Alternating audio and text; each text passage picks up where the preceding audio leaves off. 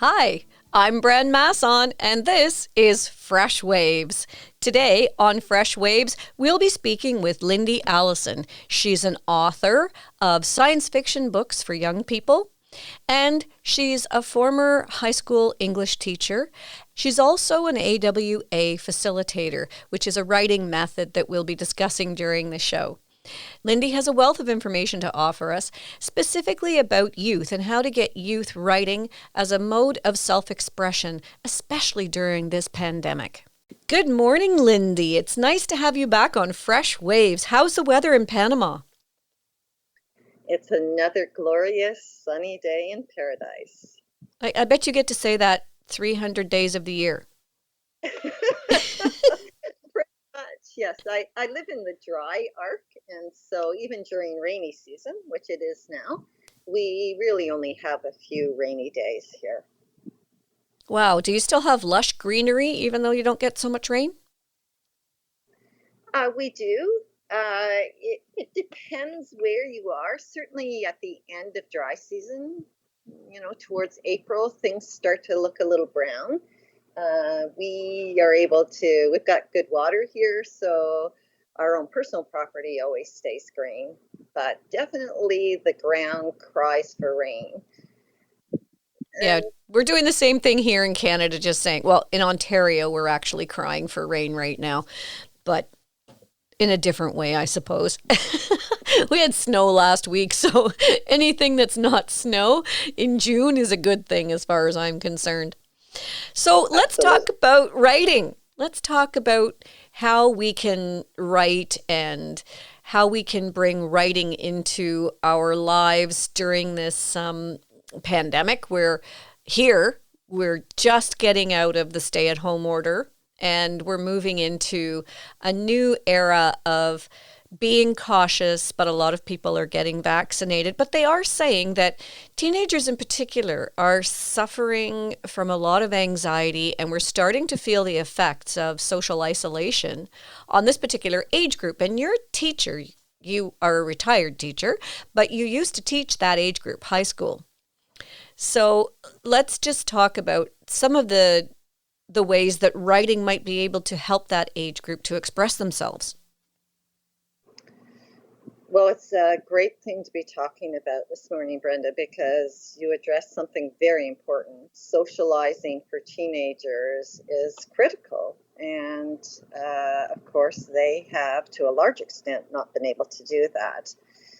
And, we almost hate to say the word Zoom now because that's been a replacement for what would be their interpersonal relationships, at school.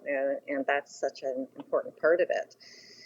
However, it does have an upside, particularly if students and young people have a particular interest, so that the focus is something that they're involved in and want to interact about it. And writing is one of those things. Reading and writing can be.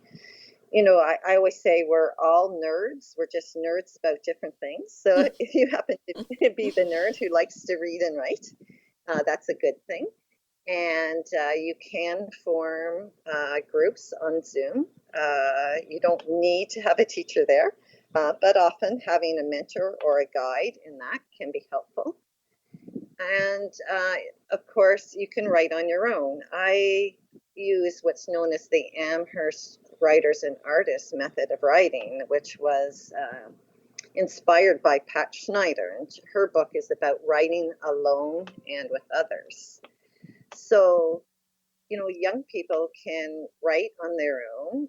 They can write to prompts. They can write using their feelings. They can give their feelings to fictional characters and develop stories out of them and give those characters lives, and that can certainly, help with processing, what's been a challenging time for many of them. But the other side to it, not writing alone, writing with others can really help you move your writing forward. As you and I know, we've Hmm. been a part of groups who share their writing. People identify what's working in their writing. And that's very helpful, particularly to new and developing writers. It's hard to think, critically and particularly think about what's good in your own writing. We're typically a little bit hard on ourselves, and we think our writing isn't any good. And having someone identify what is good and what isn't, it builds our confidence and encourages us to keep writing and move forward. Mm-hmm.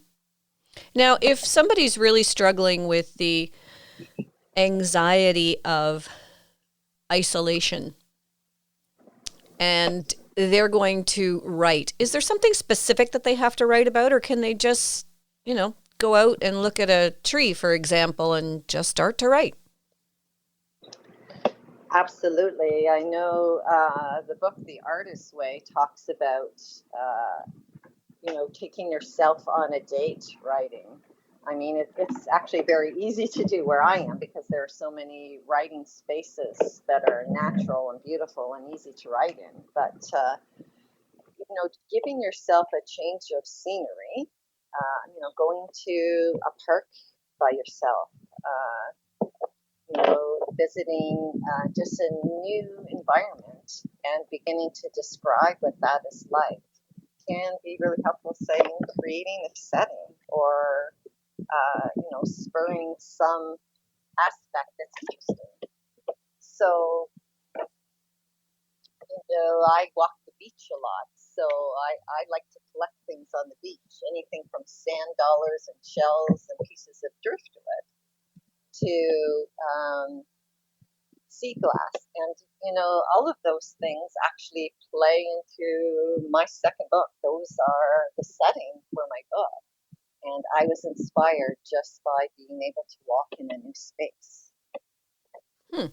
So when you're talking about going to the beach, you write science fiction. So how is looking at a seashell or a sand dollar helping you to write about being in outer space, in planets and places where what we would consider to be the normal may not necessarily be the normal? There's new creatures and new circumstances.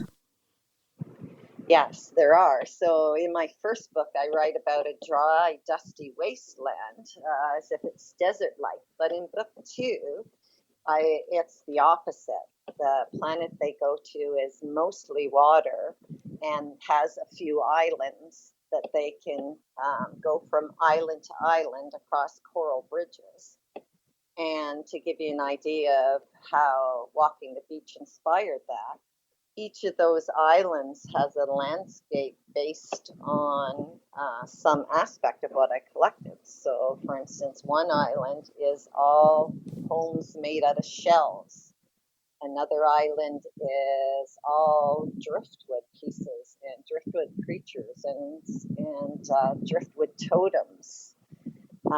There is an island that is caves made out of rock, and then there's one that is sea plants, and that's the one that they use for their sustenance and their food. And then there's also an oracle in the story, and she lives in a house made out of sea glass. And so all of these things were things I collected on the beach, and these became the various landscapes for these islands. And so that landscape setting plays into the story. Um, and it's actually critical to the plot. So, visiting a new place and just beginning to describe it can actually become almost like characters in your story, where the setting is the character itself. Wow, that's fantastic. All from a seashell on the beach. Yes, yes. And these kids end up having to collect keys on all these islands, and so they find some significant pieces on each of the islands that will require the unlocking of doors in an underwater city. So I'm having lots of fun with it. In visiting new places, you can have a lot of fun with it. And likewise, in book tree that I'm writing. I hike a lot in the mountains and jungle here.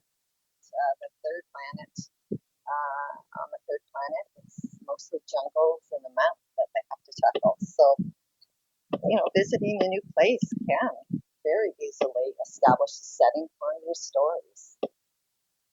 Interesting. And you don't have to necessarily write about the actual thing that you're looking at. I remember sitting at my cottage on the beach and I was looking at a reed, a green reed growing out of the sand that should have been in the water. And I guess at one point it was in the water, but now it was on the shore. And I just started writing about this piece of grass, this reed. And what came out of it was fantastic. I mean, the first paragraph was just about the reed. And then that morphed into something else, that morphed into something else. And before you know it, I was writing about how I was feeling about everything that was going on in my life at that time. All because it started with the reed growing where it shouldn't have been growing. So it's amazing what we can get out of nature or out of just the general things around us. I mean, someone could literally be sitting in their kitchen and look at an orange and say, I'm going to write about that orange. And even writing about that orange for 20 minutes is helpful, isn't it?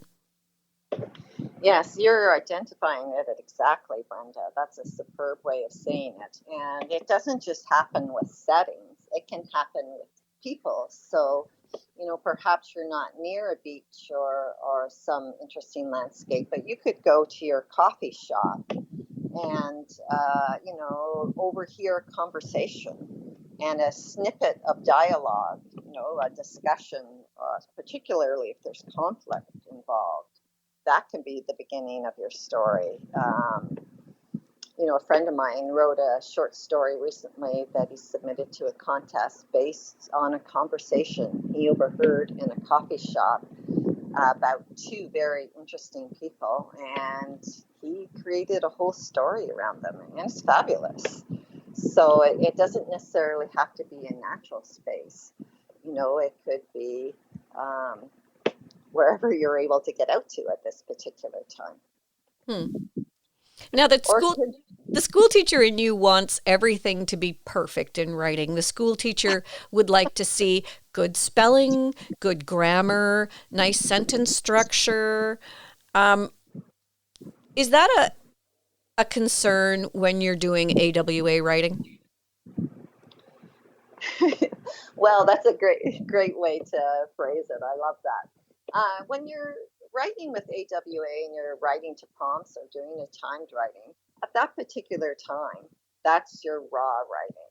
So you're not concerned about how the word is spelled, whether the sentence is grammatically correct. You are just putting raw writing on the page. The time for that comes later when you're working, doing the craft of the writing. How is the scene created? When you're doing raw writing, it's identifying, did I discover, a fascinating character that I hadn't thought about before? Is there one powerful word in the piece? Is there a phrase that stands out? Is there a new place that I hadn't thought of?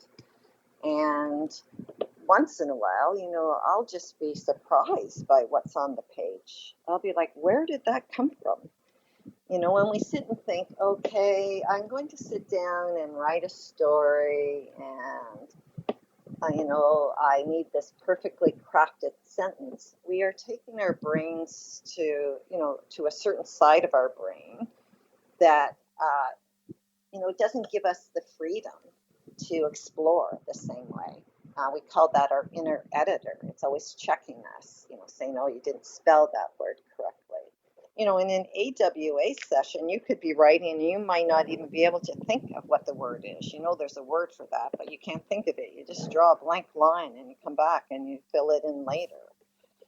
Or you might get stuck in your writing and not be sure what to write next. You can write on the page, I'm not sure what I'm going to write next. And by the time you write that, just in the flow of the pen, you can discover what does come next because your brain is working on it subconsciously.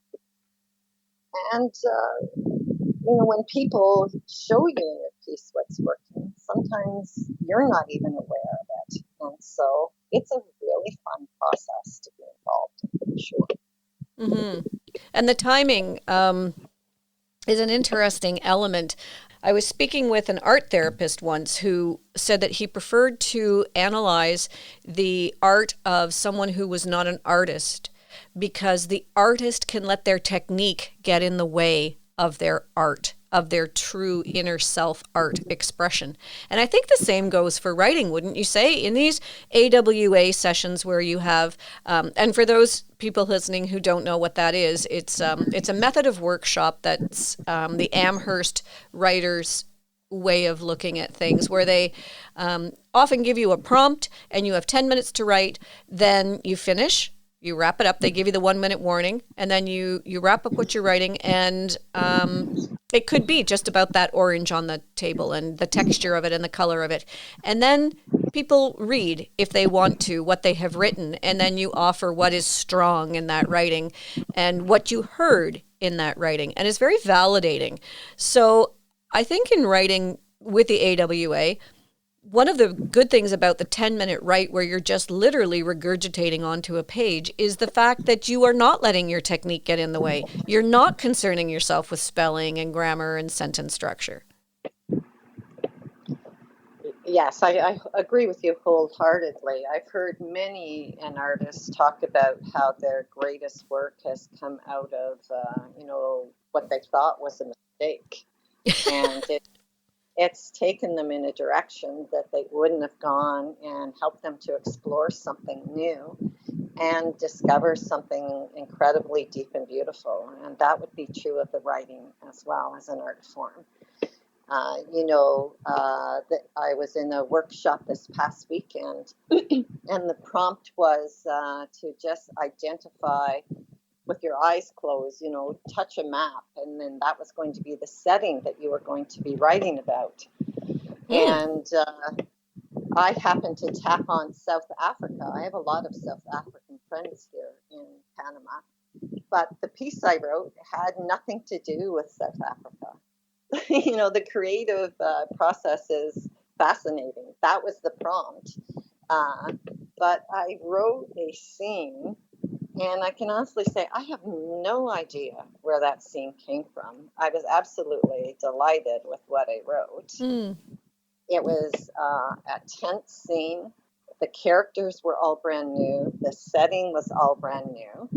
And I was, not sure what I was going to write when I first started that, but I just began writing. And who knows, maybe I'll go back and craft that into a, short work of fiction. So, was that a mistake? I didn't even follow the prompt, right? But I took something, for whatever reason, that prompted, for me to think about something that took me in a direction that I was very, very pleased with. So, well, for someone who's never written to a prompt before, maybe we can just elaborate on what could have happened in that process for you. You could have looked at your finger on South Africa, and a distance feeling could have come to you, like, oh, that's so far away. Or feelings of the weather there, warm, and South Africa has more wildflowers than any other place on planet Earth. So that thought might have come into your head. Or apartheid, or there's so many different things that could have come out of your finger landing on South Africa. Yeah, my initial thought was I had seen pictures of Cape Town, which is a really beautiful city. Mm-hmm. And then I wrote about history and working in a field. So I can't explain that, how that came about. But it was just the prompt that led into something entirely different. So that's one of the things you say when you give a prompt is that, you don't necessarily even have to follow it. I don't believe that I did follow it, but I do believe a seed was planted at that time. yeah, just a niggly little thought in, the back of my mind about something I would like to write about South Africa that I wasn't aware of prior to that prompt. Um, and I don't feel inclined to write it just yet, but it is a seed that was planted that I expect I'll fully write at a different point in time. And it also gave me great ideas for, giving additional prompts for people. Like maps are intriguing things to work with. Yeah, they are, aren't But they? yeah, you could have, if you're a young person, you've been in your home for many, many months and not outside, you could, just map out your home and, start by closing your eyes and tapping on a room and start by describing that room and see where it takes you. Mm-hmm. Or even the fantasy of being somewhere totally unrelated to where you are. Exactly, right? Fantasy or science fiction pieces have begun many ways, crawling into a cupboard or opening the door into another world, or imagining you're on your model space shuttle that you have in your room, and then finding out you actually are on that spaceship going somewhere. Mm-hmm. It can take you many, many places. It can, isn't it? The sky's the limit, so to speak, especially for you as a fiction writer, a science fiction writer. The sky is the limit. We're going to take our first little break, and when we come back, we'll continue our discussion with Lyndi about writing. I'm your host, Bren Masson, and I'd like you to keep in mind that this is a telephone call coming all the way from Panama. There is some interference, and some of it is due to wind, some of it is due to distance, and some of it is due to technology, limited as it is in Panama. I hope you're enjoying the show. And remember that this show is podcast. You can go to freshwaves.ca and hear it again, or check out our YouTube channel and subscribe. It's Fresh Waves Radio, capital F and capital R. We also love to hear your feedback and your stories. You can get a hold of me at bren@freshwaves.ca. Now let's get back to the show and our guest, Lyndi Allison. We're back on Fresh Waves. I'm your host, Bren Masson, and this morning we're speaking with Lyndi Allison about writing and using writing as a tool. Now, Lyndi, when you were a school teacher, how did you use writing? I mean, obviously you were supposed to. It was part of the curriculum. But were there ever times when you got to do some fun, creative writing pieces with your students? Yes, most definitely. And it was the part of my job that I enjoyed the most. In a typical English class, we often studied short stories. There were times when I had units on how to write a short story. And I was able sometimes to have some guests come in. Like I think at the time Sue Reynolds came in and taught the AWA method to my classroom. And I was fortunate enough to be able to teach creative writing at different points in time as well. And I found that actually, even in a history class, there were great opportunities for exploring creative writing.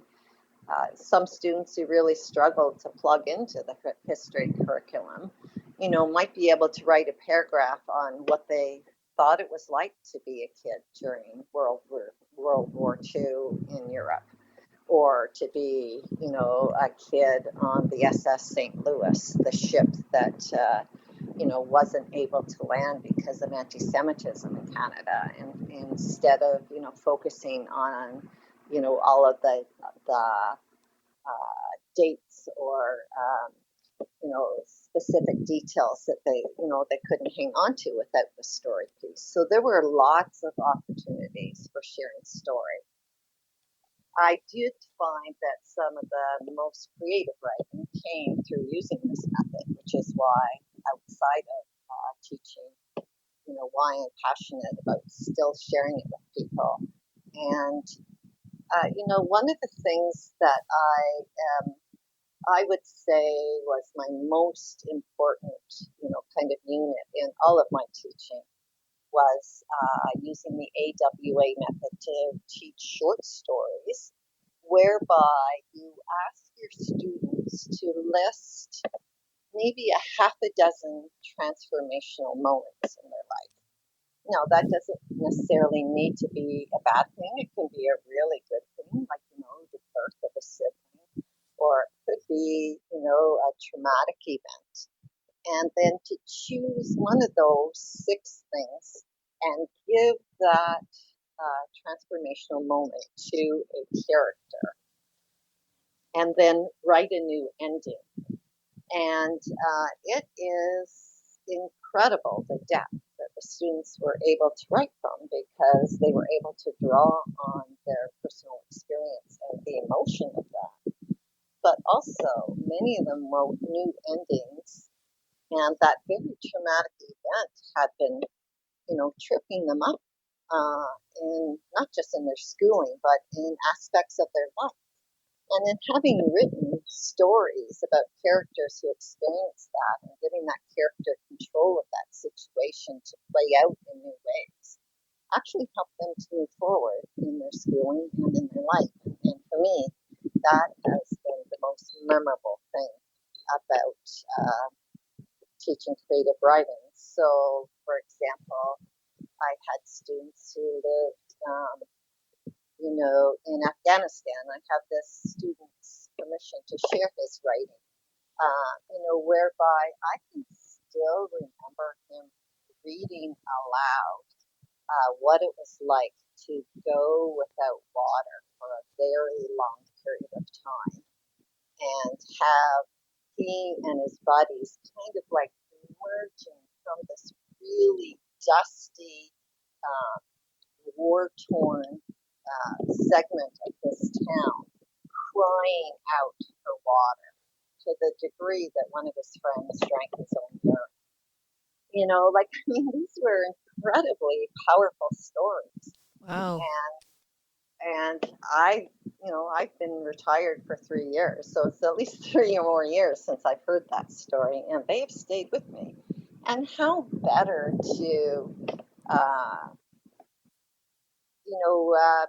build a bridge to someone, to give them opportunity to share a story, to hold that space for them, and for then the students in that classroom to respond to that person about their writing, how validating it was for them. And so it's definitely been the highlight of my teaching in the classroom, as well as since I retired. It seems like a wonderful learning opportunity for everyone in that classroom, not just the individual who was reading, but the people that were listening. And it brings to mind how much I hate that word tolerance. And I prefer something more along the lines of not tolerance, but understanding and empathizing and respecting someone. And I think when someone has shared that part of their life with the class, there becomes a deeper understanding with the students in that class of who that person is and what they've endured to get to where they are. In many cases, just being quiet afterwards, and giving that the due respect that you were talking about, coming to a new understanding of someone else's experience, builds a bond and opportunities for conversation and future relationship that, you can't experience in other ways. I've had people come to the writing workshops and actually have said to me, I don't ever remember having been listened to in this way before in my entire life. Wow. And I think if one of the things we learn out of this practice is how to listen well, think of what we can learn and come to understand if we can just be good listeners. How validating it is for someone to be heard. Absolutely. And affirmed, and not judged. Right? not judged. If you can share any aspect of your life with a group of people who won't talk about it outside the group, because that's one of the practices, and just respect that time where you've heard about that without judgment. It's very cathartic. Very Mm-hmm.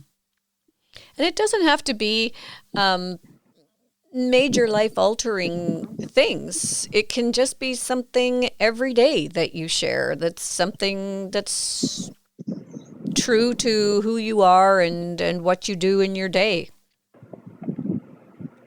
Exactly, right? It's the human experience on a day-to-day basis in small and in big ways. Absolutely. Right. Now you don't have to in an AWA session, you do not have to read out loud if you do not want to. Yes, that's one of the things that's stipulated at the beginning of the workshop, and that gives you complete freedom to write on anything on the page. It is encouraged to read. I find it rare that someone doesn't read because of the way that the workshop is set up, out of mutual respect and non-judgment and listening. It establishes a place where most people are pretty comfortable reading about any aspect of their life. But if a person chooses not to read, we absolutely respect that as well. And sometimes we may need to write something that doesn't need to be shared. And that gives people complete freedom to write about that if they need to. And I found for creative writers, sometimes for writers, there's something in front of the story, maybe something that's going on in their life, or maybe just having a hard time getting into the writing, that they just need to put on the page first.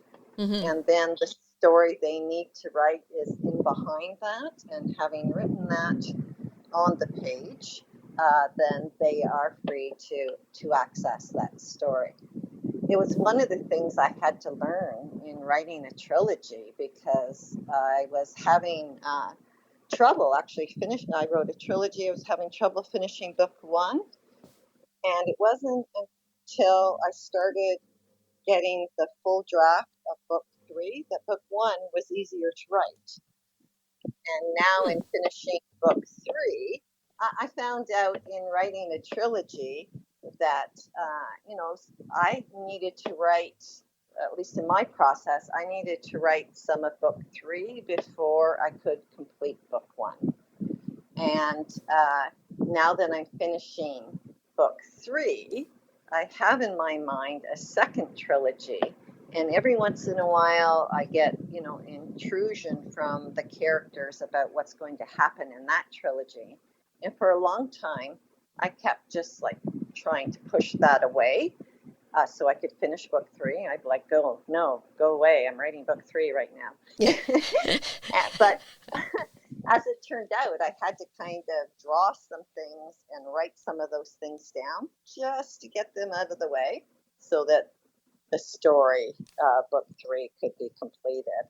And so, it may not be linear as you write. And that's true of any writing session. You may need to just write some things down to get them out of the way so that the story you need to tell can come to the forefront. Now, I can imagine that it's difficult with high school students. Your classroom full of grade nines, and you say, does anyone want to read? And I'm sure you'd have a class of 25 students all sitting with their hands underneath their knees, all looking down at their desks so that they don't make eye contact with you and saying, no way. Yes. And,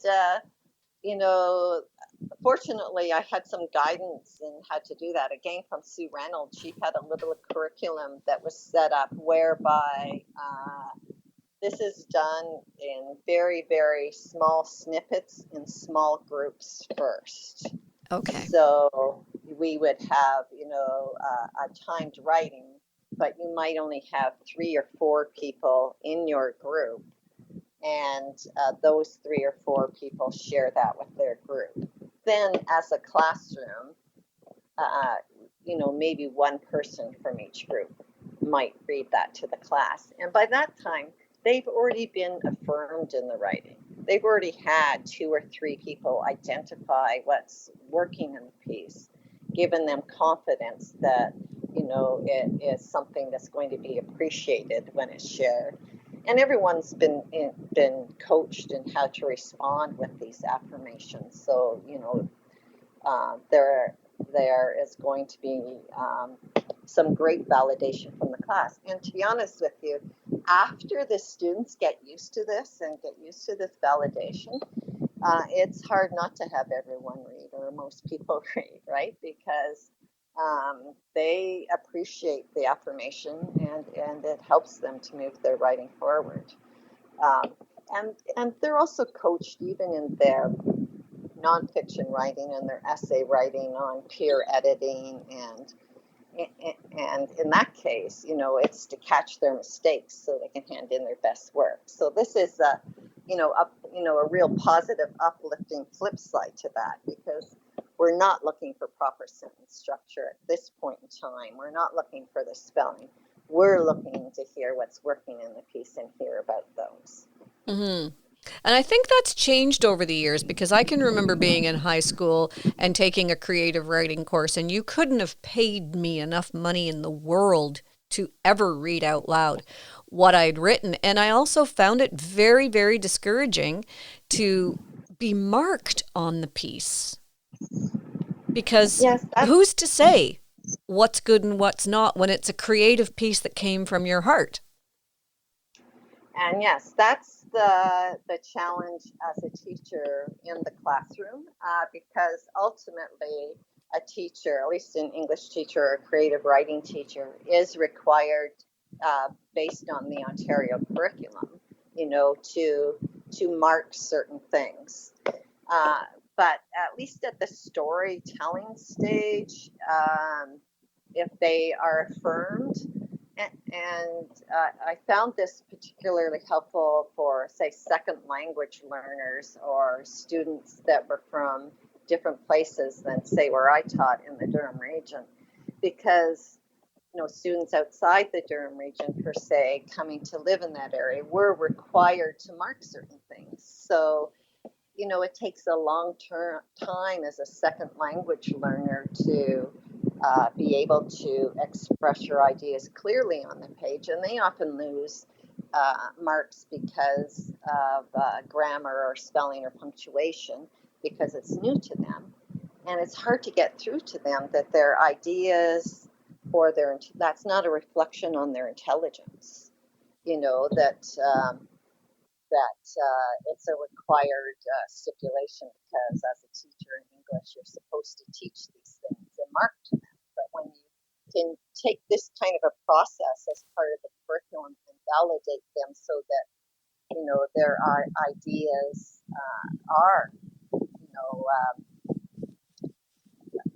are validated, then it offsets some of that. But it is a function of a teacher to mark those things. But good teachers are able to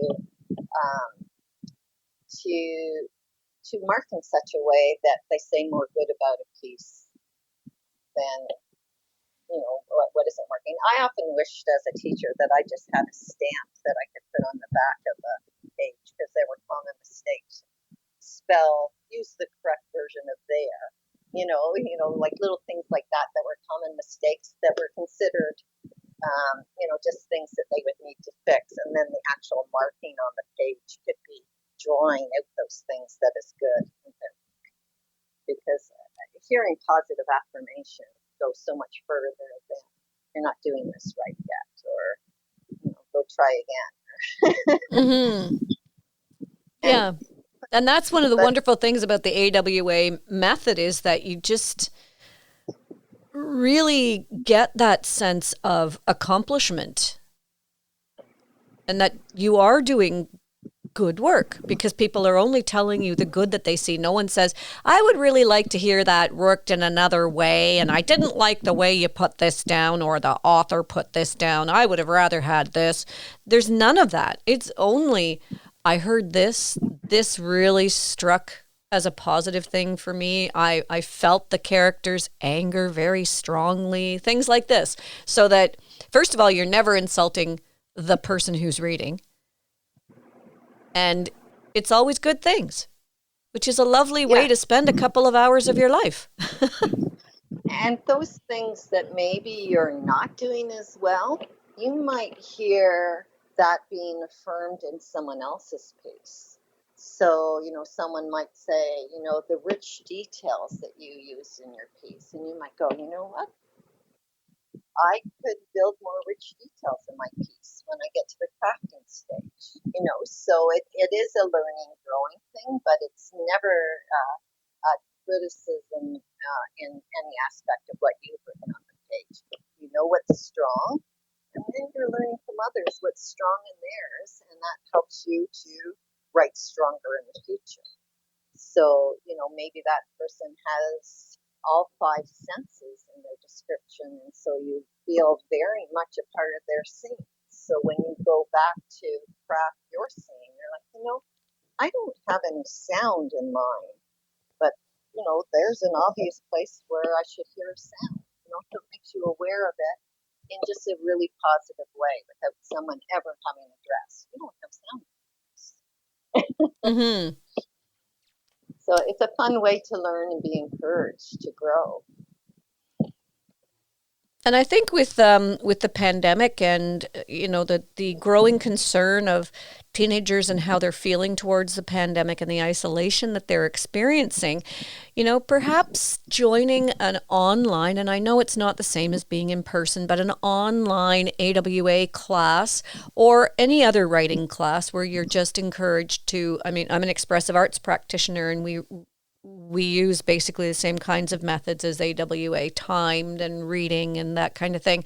And so just a writing group that will allow you to express yourself freely, but in a safe environment where people are not going to be talking about you behind your back or sharing your work with others after the class is over, but just a safe space in which to write and express yourself in an honest way during this time can be really, really helpful, especially to teenagers who often have things bottled up inside and they're missing their interaction with their friends,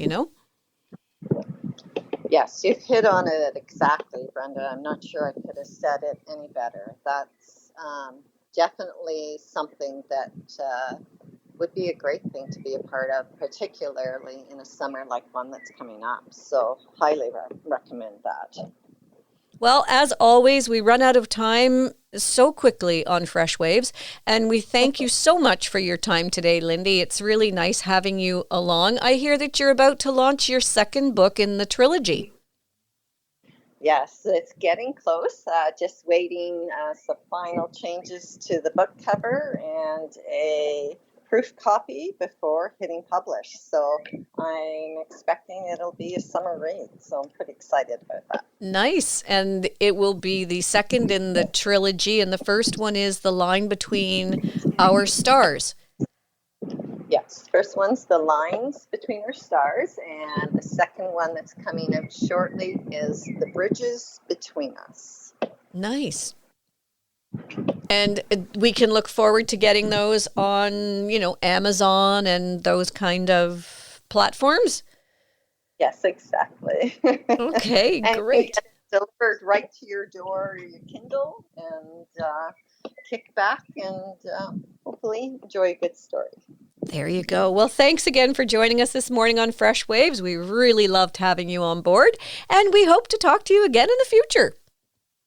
Thank you, Brenda. Enjoyed it very much.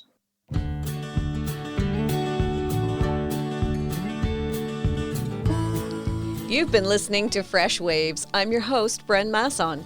Fresh Waves podcasts can be heard anytime you like on freshwaves.ca or subscribe to our YouTube channel, Fresh Waves, capital R for radio. And we air on 102.9 whistlefm.com every Saturday morning at 7 a.m. Thanks for tuning in, and we'll catch you again next time on Fresh Waves.